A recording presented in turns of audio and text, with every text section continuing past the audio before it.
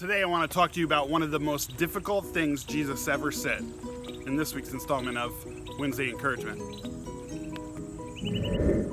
We have a tendency to love the things that Jesus says that we somewhat think we can accomplish on our own. But there are some things that Jesus said that we either unintentionally or intentionally forget. One of those hard sayings of Jesus is love your enemy. Mathew 5 through 7 is what's referred to as Jesus' Sermon on the Mount. During this sermon, found in Matthew chapter 5, Jesus said these words: "You have heard it was said, love your neighbor and hate your enemy. But I tell you, love your enemies and pray for those who persecute you, that you may be children of your Father in heaven. He causes his sun to rise on the evil and the good, and sends rain on the righteous and the unrighteous. If you love those who love you, what reward will you get? Are not even the tax collectors doing this? And if you greet only your own people, what are you doing more than others? Do not even the pagans do that? Be perfect, therefore, as your heavenly Father is perfect."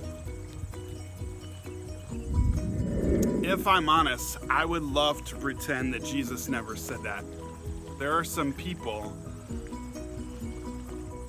that make me pause and make it very difficult for me to love them.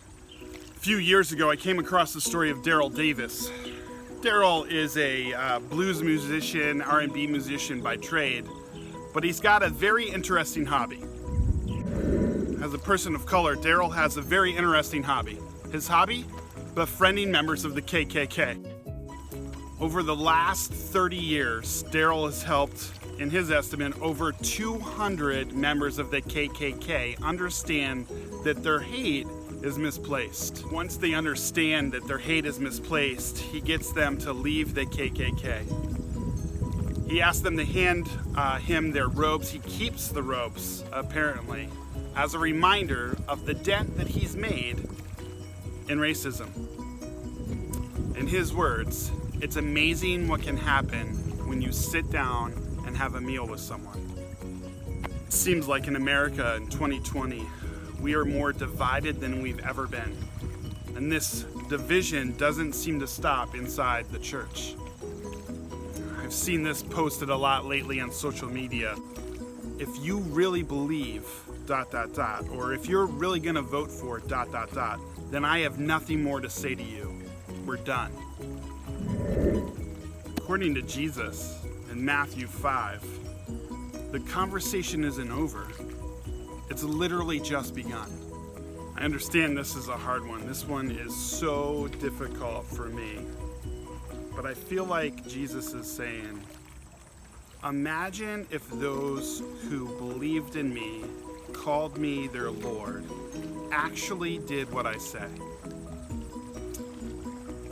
To those that call themselves followers of Christ, like myself, all the other labels that we choose to identify ourselves with have to yield to this one, follower of Jesus. And if we yield to that one, then we have to it's an imperative, allow Jesus to help us love those that we simply can't on our own. It's going to be messy. We're going to have setbacks. But let's choose today to see what Jesus sees and love our enemies. Go in peace.